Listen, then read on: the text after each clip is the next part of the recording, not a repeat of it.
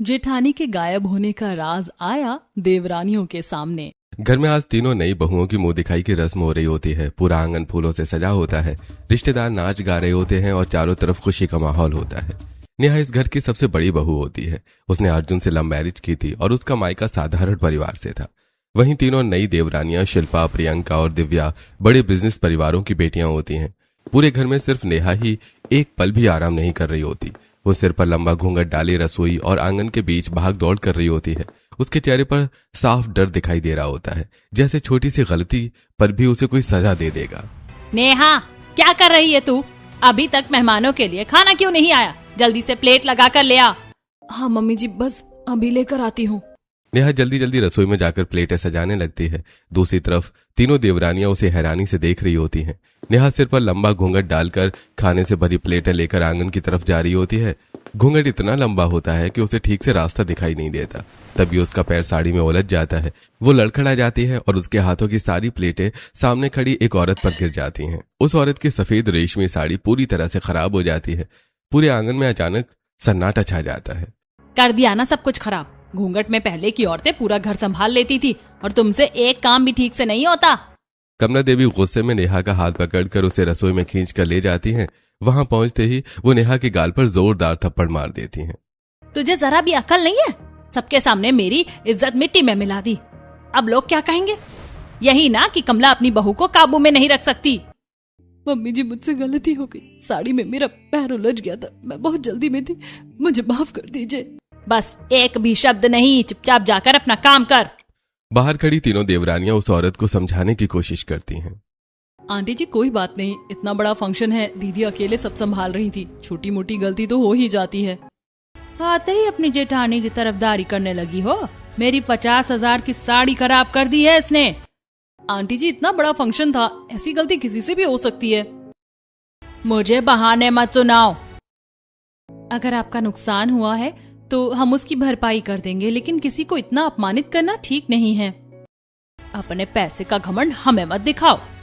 देवरानियां चुप हो जाती हैं। थोड़ी देर बाद मुंह दिखाई की रस्म खत्म हो जाती है।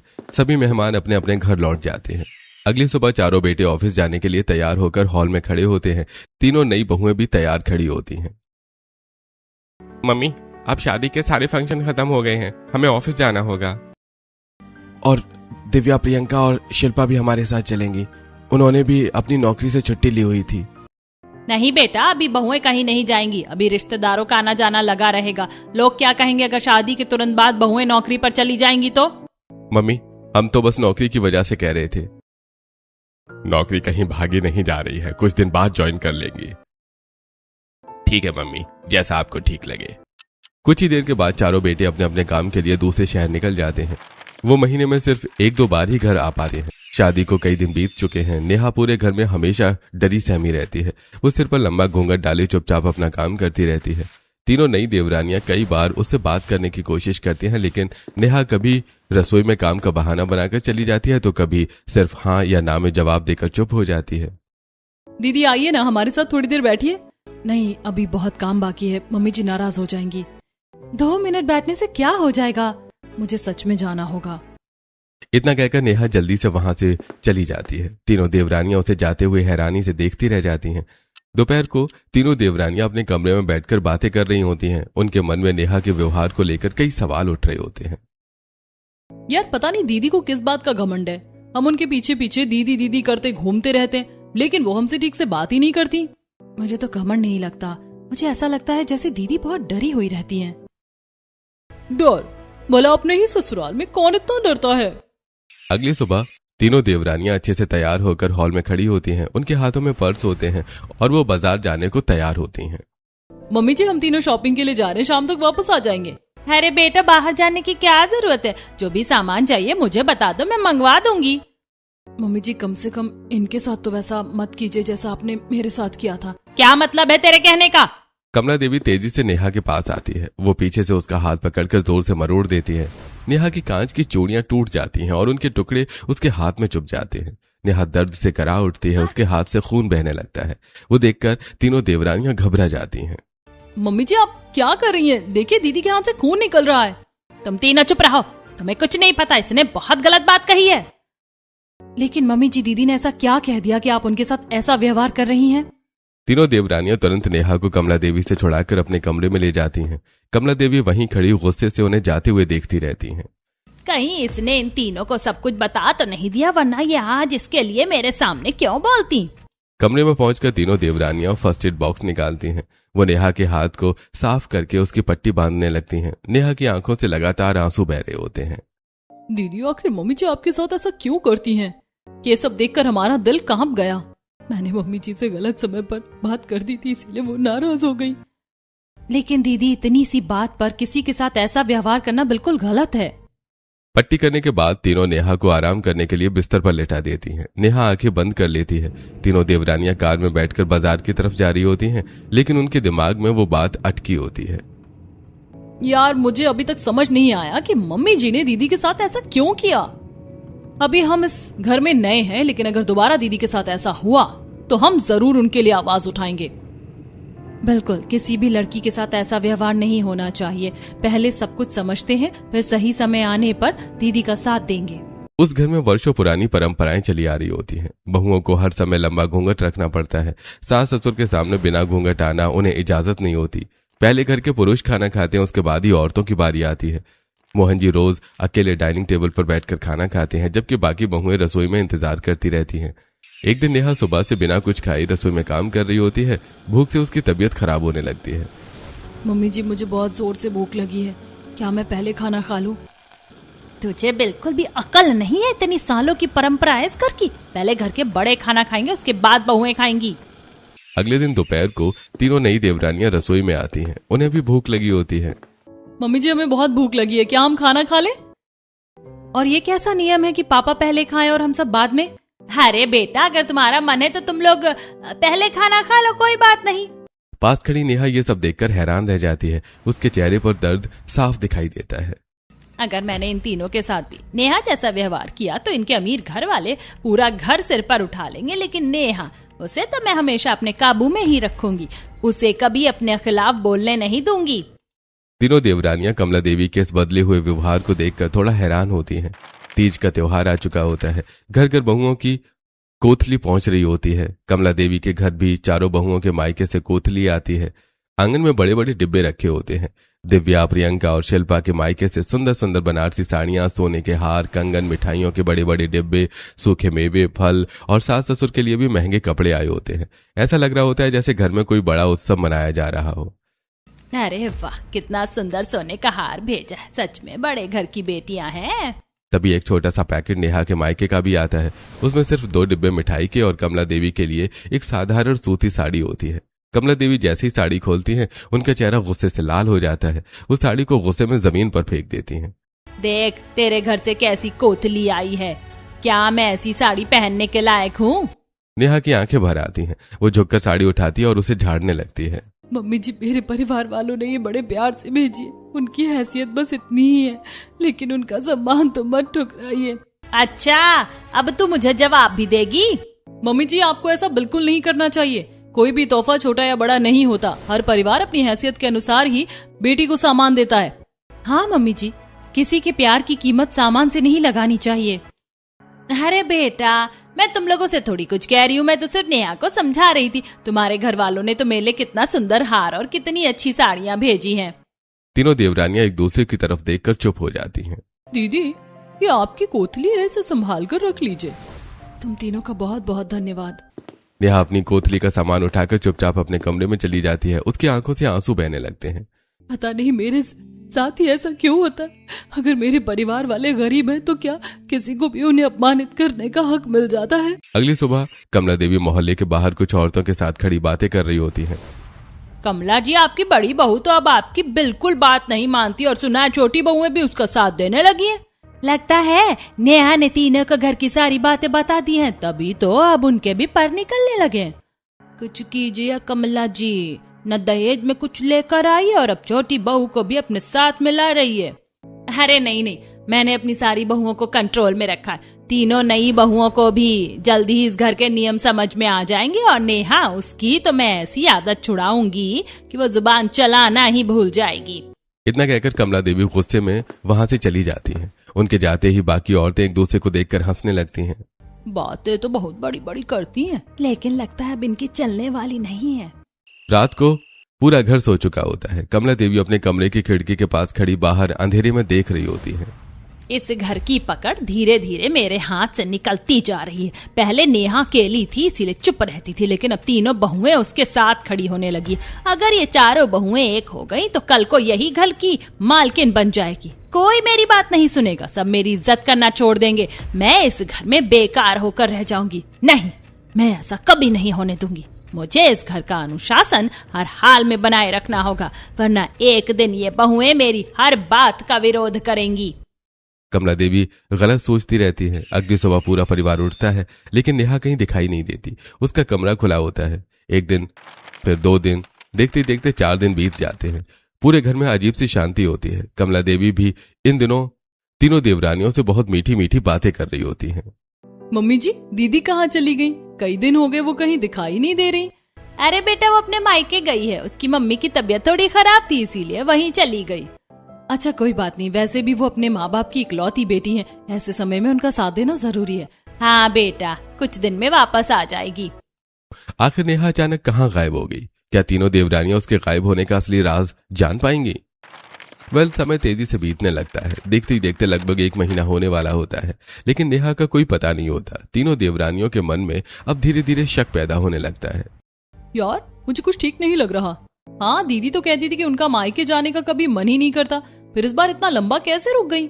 मुझे लगता है बात सिर्फ मायके जाने वाली नहीं है। नेहा के गायब होने के बाद कमला देवी का व्यवहार धीरे धीरे बदलने लगता है। अब वो तीनों नई बहुओं पर भी पुराने नियम थोपना शुरू कर देती हैं। सुबह से रात तक उनसे घर का सारा काम करवाया जाता है। जैसे ही कमला देवी या मोहन जी आज सामने आते हैं, तीनों बहुओं को तुरंत घूंघट करके उनके पैर छूने पड़ते हैं। अगर कोई किताब लेकर बैठती है तो उसे काम में लगा दिया जाता है। एक दिन दिव्या अपना मोबाइल उठाती है। फोन रख दो, घर की बहुओं को दिन भर फोन चलाने की कोई जरूरत नहीं होती। लेकिन मम्मी जी, अगर बहुएं फोन में लगी रहेंगी तो घर बर्बाद हो जाएगा। खाली समय मिले तो भजन कीर्तन किया करो। मम्मी जी, आप कैसी बातें कर रही हैं? ये साल 2026 है, कोई 100 साल पुराना जमाना नहीं है जहाँ औरतों को घर में बंद रखा जाता था। अच्छा, अब तुम मुझे सिखाओगी कि क्या सही है और क्या गलत? हम सिर्फ इतना कह रहे हैं कि सम्मान और भरोसा दोनों तरफ होना चाहिए। उसी रात तीनों देवरानियां अपने अपने कमरे में बैठकर अपने माता पिता को फोन करती हैं। उनके चेहरे पर उदासी और नाराजगी साफ दिखाई देती है। पापा, आपने मेरी शादी कैसे घर में कर दी? यहाँ हमें हर बात पर रोका जाता है। मम्मी पापा यहाँ फोन तक चलाने नहीं देते, हर बात पर पुराने नियम थोपे जाते हैं। हमें ऐसा लग रहा है जैसे हमारी अपनी जिंदगी ही नहीं रही। बेटा, ये बिल्कुल गलत बात है। हमने तुम्हें हमेशा सम्मान से रखा है। हम कल ही तुम्हारे ससुराल आ रहे हैं, इस बात का फैसला आज ही होगा। अगर जरूरत पड़ी तो हम अपनी बेटियों के लिए अलग रहने का भी इंतजाम कर देंगे। अगली सुबह तीनों बहुओं के माता पिता कमला देवी के घर पहुंच जाते हैं। उनके चेहरे पर गुस्सा साफ दिखाई दे रहा होता है। कमला देवी और मोहन जी उन्हें देखकर घबरा जाते हैं। कमला जी, मोहन जी, ये कैसा व्यवहार है? हमारी बेटियों पर इतनी पाबंदियां क्यों लगाई जा रही हैं? फोन छीन लेना, बाहर न जाने देना, हर समय घूंघट में रखना, ये सब क्या है? अरे नहीं नहीं भाई साहब, आपने गलत समझ लिया। मैं तो सिर्फ चाहती हूँ कि बहुएं अपने संस्कार ना भूलें। संस्कार और बंदिश में बहुत फर्क होता है। हमारी बेटियों को परेशान किया गया तो हम चुप नहीं बैठेंगे, और अगर जरूरत पड़ी तो हम अपनी बेटियों के लिए अलग घर की व्यवस्था भी कर देंगे। उन्हें किसी भी हाल में तकलीफ नहीं होने देंगे। अरे भाई साहब, आप बात को गलत दिशा में ले जा रहे हैं। ऐसी कोई बात नहीं है। तीनों बहुओं के माता पिता अपनी बेटियों से मिलकर उन्हें हिम्मत देते हैं और फिर वापस चले जाते हैं। कमला देवी और मोहन जी एक दूसरे की तरफ चिंतित नजरों से देखने लगते हैं। उस दिन के बाद कमला देवी और मोहन जी तीनों नई बहुओं को कुछ भी कहने से बचने लगते हैं। अब तीनों बहुएं आराम से अपनी माँ से फोन पर बात करती हैं, बाजार जाकर शॉपिंग करती हैं और धीरे धीरे घूंघट भी छोटा कर देती हैं।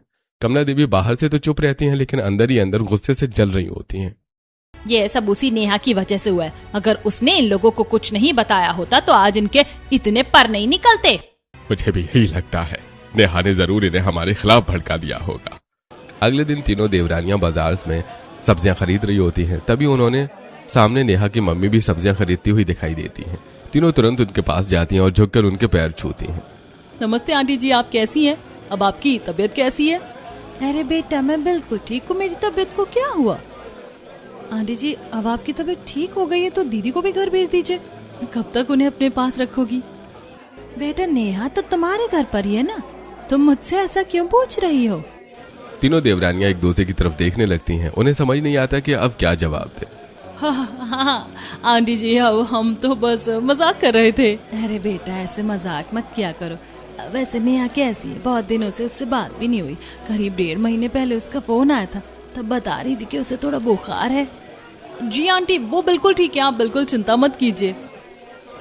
घर के काम इतने ज्यादा रहते हैं कि किसी को समय ही नहीं मिलता। हम भी अपने मम्मी पापा से ठीक से बात नहीं कर पाते। बेटा अगर तुम सब अपने ससुराल में खुश हो तो माता पिता को और क्या चाहिए। हम तो बस यही चाहते हैं कि हमारी बेटियां हमेशा खुश रहें। जी आंटी आप बिल्कुल सही कह रही हैं। अच्छा बेटा अब मैं चलती हूँ, सब्जी बनाने में देर हो जाएगी। नेहा की मम्मी वहां से चली जाती है, लेकिन तीनों देवरानियां एक ही जगह खड़ी रह जाती हैं। उनके चेहरों का रंग उड़ चुका होता है। बाजार में दूर खड़ी कमला देवी देख लेती हैं कि तीनों देवरानियों की मुलाकात नेहा की मम्मी से हो गई है।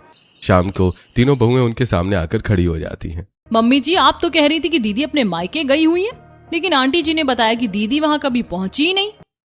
कमला देवी एक पल के लिए चौंकती है, लेकिन अगले ही पल अपने चेहरे पर घबराहट और दुख का भाव ले आती है। अरे बेटा मुझे क्या पता था, जब वो बिना बताए घर से चली गई तो मैंने तो सोचा अपने मायके गई होगी। इसका मतलब नेहा अपने मायके भी नहीं गई? हाय भगवान, मेरी बहू आखिर कहाँ चली गई? वो तो मेरा कितना काम करती थी, मेरी कितनी सेवा करती थी। मैं तो इतने दिन यही सोचकर बैठी थी कि वो अपनी माँ के पास होगी। बेशक मैं उसके साथ जितनी भी बुरी थी, लेकिन है तो वो मेरी बहू ही। अब तो हमें पुलिस में शिकायत करनी पड़ेगी। आखिर हमारी बहू कहाँ चली गई? तीनों देवरानियां एक दूसरे की तरफ देखने लगती हैं। उनके मन का शक कुछ देर के लिए कमजोर पड़ जाता है।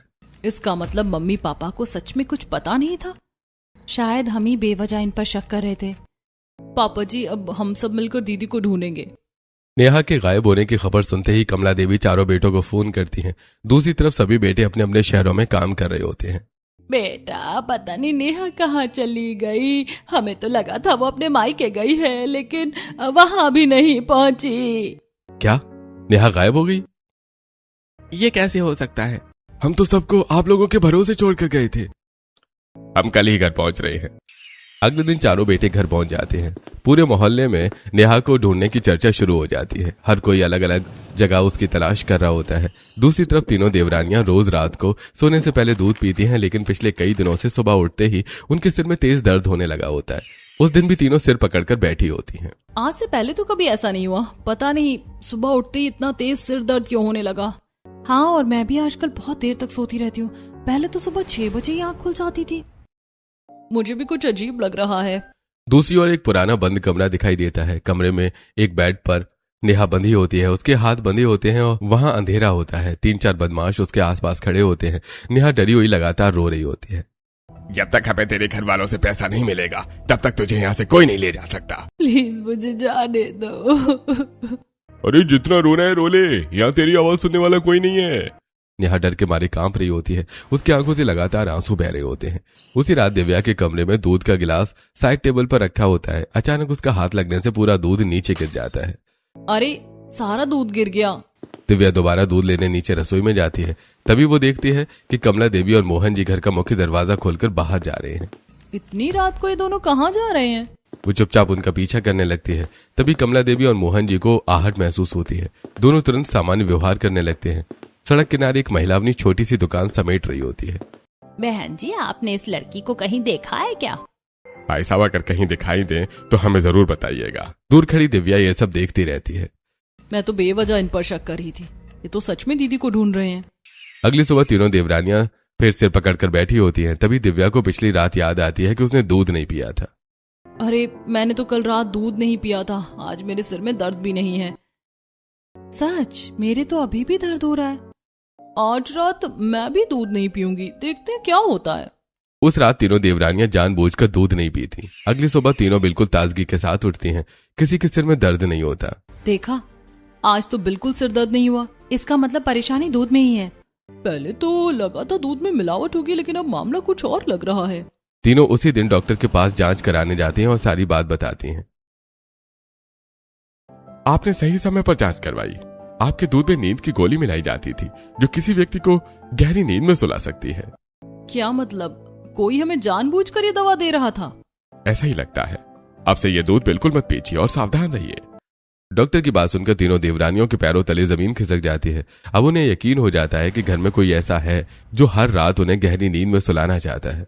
उसी पल तीनों फैसला करती हैं कि आज रात से वो दूध नहीं पिएंगी। उसी रात तीनों देवरानियां जानबूझकर दूध नहीं पीती, कमरे की लाइट बंद करके आंखें बंद कर लेती हैं और सोने का नाटक करने लगती हैं।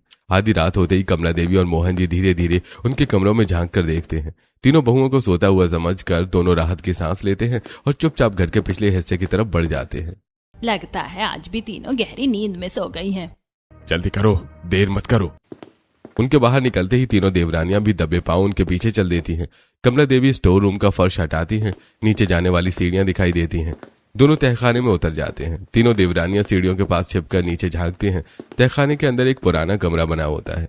कमरे में नेहा बेहद कमजोर हालत में एक बिस्तर पर बैठी होती है। उसे देखकर तीनों बहुओं की आंखों में आंसू निकल आते हैं। दीदी सचमुच यही है? ये भगवान, इनके साथ इतना बड़ा अन्याय। अब एक पल भी इन्हें यहाँ नहीं रहने देंगे। नीचे कमला देवी गुस्से में नेहा से बात कर रही होती हैं। तूने घर की पुरानी परंपराओं पर सवाल उठाने की हिम्मत कैसे की? तेरी वजह से बाकी बहुएं भी जवाब देने लगी। अगर तू चुप रहती तो आज ये सब नहीं होता। मैंने सिर्फ इतना कहा था कि बहुओं को भी इंसान समझिए। कुछ देर बाद कमला देवी और मोहन जी कमरे का दरवाजा बंद करके ऊपर चले जाते हैं। उनके चाहते ही तीनों देवरानियां नीचे दौड़ती हैं। दिव्या लोहे की रॉड से ताला तोड़ देती है। तीनों मिलकर नेहा को सहारा देती हैं। तुम लोग यहाँ कैसे?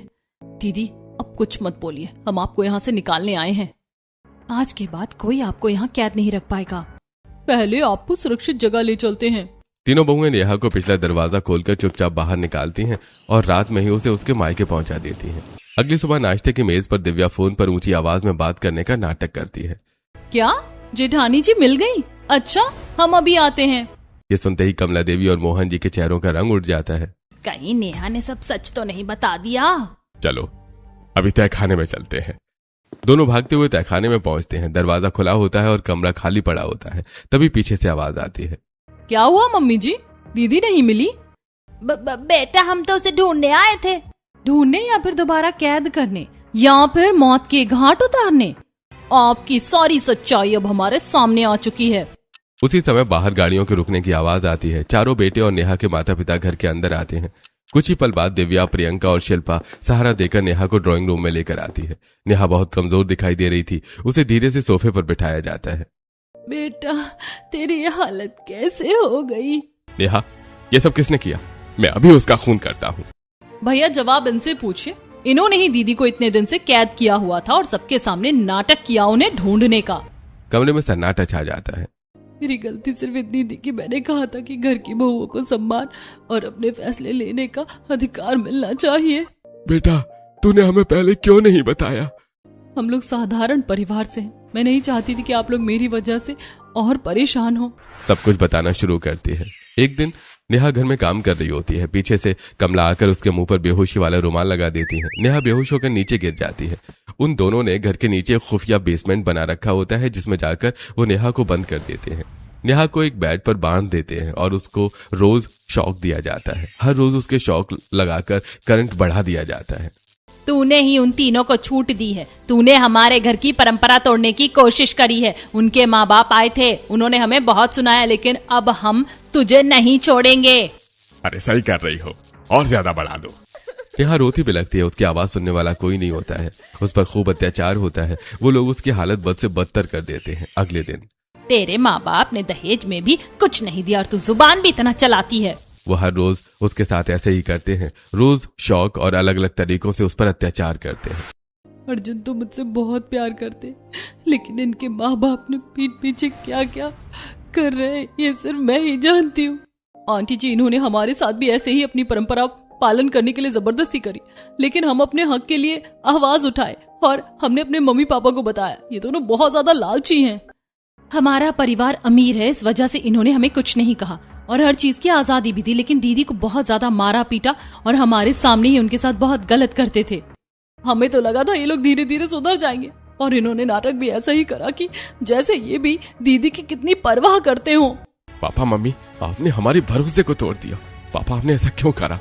और आपकी हिम्मत कैसे हुई मेरी बीवी पर हाथ उठाने की? सास ससुर तो माता पिता के दर्जे पर होते हैं। आपको तो जरा भी दुख नहीं हुआ उसके साथ इतना कुछ करते हुए? भाभी ने हमेशा इस घर को अपना माना, फिर भी आपने उनके साथ ऐसा व्यवहार किया। आज समझ आया हमारी सोच और आपकी सोच कितनी अलग है। हम अपनी पत्नियों को डर में जीने नहीं देंगे। बहू को परंपरा निभानी चाहिए।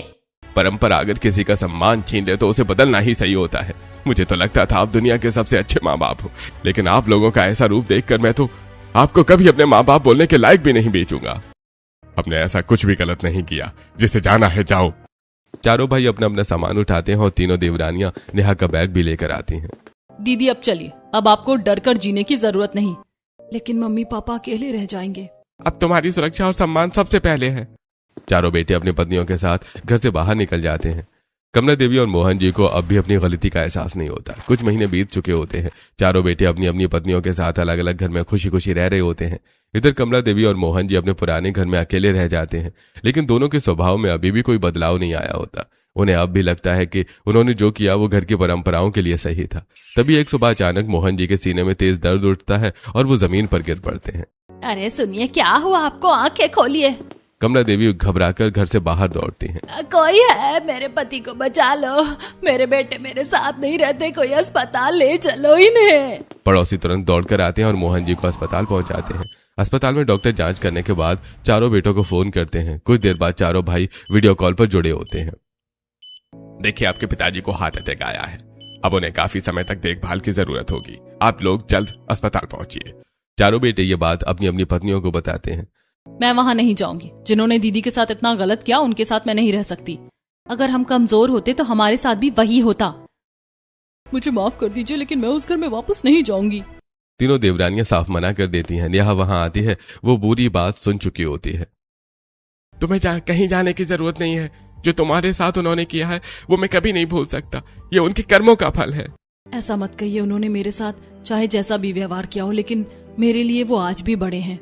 मुझे डर है कि कहीं फिर तुम्हारे साथ कुछ गलत ना हो। इस बार मैं अकेली नहीं हूँ, आप मेरे साथ हैं। ठीक है, जहाँ तुम जाओगे मैं भी वहीं चलूंगा। अगले कई दिनों तक नेहा पूरे मन से मोहन जी की सेवा करती है। समय पर दवा देती है, खाना बनाती है, डॉक्टर की सलाह मानती है और कमला देवी का भी पूरा ध्यान रखती है। धीरे धीरे मोहन जी की तबीयत सुधरने लगती है। कुछ सप्ताह बाद डॉक्टर मोहन जी को पूरी तरह स्वस्थ घोषित कर देते हैं। नेहा और राघव वापस जाने के लिए अपना सामान उठाते हैं। तभी कमला देवी और मोहन जी दोनों उनके सामने हाथ जोड़कर खड़े हो जाते हैं। बेटा, मुझे माफ कर दो। मुझे लगा था कि बाकी बहुएं भी तुम्हारी तरह में छोड़ देंगी, इसीलिए उन्होंने आने से मना कर दिया। लेकिन तुम इतना सब सहने के बाद भी हमारी सेवा करने चली आई। हमने तुम्हें गरीब परिवार की बेटी समझकर दबाने की कोशिश की। हमें लगता था कि बहू की कोई आवाज नहीं होनी चाहिए। आज समझ आया कि बहू भी किसी की बेटी होती है और सम्मान की हकदार होती है। मेरे 4 बेटे थे, इसीलिए कभी बेटी का दर्द समझ ही नहीं पाई। आज अपनी गलती का एहसास हो गया। मैंने आपको हमेशा अपने माता पिता जैसा माना था। बस यही चाहती थी कि आप मुझे भी बेटी की तरह अपना लेते। तभी बाकी 3 बेटे और तीनों देवरानियां भी वहां पहुंच जाते हैं। बेटा, हमें तुम सबसे भी माफी मांगनी है। हमने गलत परंपराओं को ही सही समझ लिया था। अब इस घर में किसी बहू पर कोई रोक टोक नहीं होगी। अगर आपकी सोच सच में बदल गई है तो हम भी पुरानी बातें पीछे छोड़ने की कोशिश कर सकते हैं। एक बात याद रखिए, अगर भविष्य में कभी किसी बहू के साथ ऐसा व्यवहार हुआ तो मैं सबसे पहले उसके साथ खड़ा रहूंगा। ऐसा दिन कभी नहीं आएगा बेटा। समय के साथ पूरा परिवार फिर से एक हो जाता है। घर की पुरानी बंदिशें खत्म हो जाती हैं। बहुओं को घूंघट की मजबूरी नहीं रहती। सभी एक साथ बैठकर खाना खाते हैं। बहुएं अपनी पढ़ाई, नौकरी और अपनी पसंद के फैसले लेने के लिए स्वतंत्र होती हैं। नेहा के पुराने घाव धीरे धीरे भरने लगते हैं, क्योंकि अब उसे वही सम्मान मिलने लगता है जिसकी वो हमेशा हकदार थी। अगर आपके साथ किसी ने इतना बड़ा अन्याय किया होता तो क्या आप उसे माफ कर पाते और क्या आप उसे दूसरा मौका देते?